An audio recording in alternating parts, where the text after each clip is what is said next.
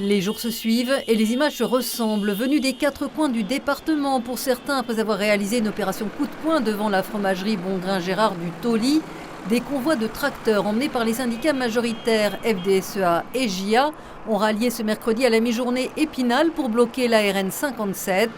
Les Vosges font partie des 80 départements où des actions sont menées pour continuer à faire pression sur le gouvernement.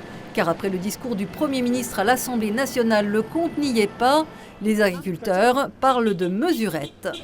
C'est vous, voiture présidentielle! On reste quand même relativement perplexe sur l'application de la loi Egalim, puisque finalement depuis 2018, ils ont la capacité de la faire respecter. Donc on se rend compte qu'aujourd'hui on est en 2024. Donc finalement ce qu'ils nous a promis, c'est juste un rattrapage du retard.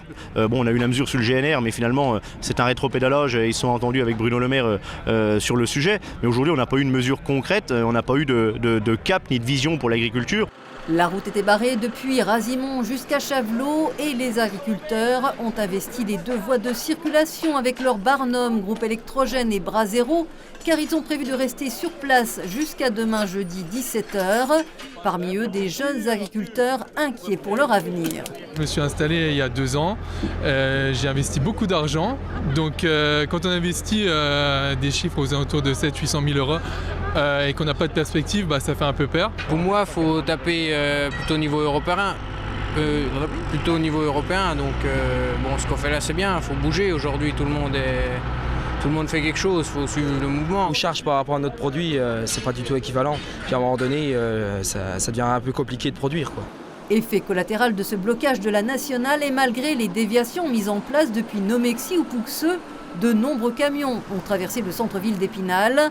À l'entrée de l'agglomération, les automobilistes prenaient leur mal en patience, toujours solidaires du mouvement. Complètement. Oui. Mais là, on est en retard pour notre formation, justement. Mais on les soutient à fond. Oui, bien sûr, mais je voulais aller à Géramé et je ne sais pas comment y arriver. Face à l'Union européenne, ce qu'on lit là sur... on a eu le plombier polonais, on va avoir l'agriculteur ukrainien là bientôt. L'agriculteur ukrainien qui s'invite dans la crise agricole au sommet extraordinaire ce jeudi à Bruxelles sur l'aide armée de l'Europe à l'Ukraine.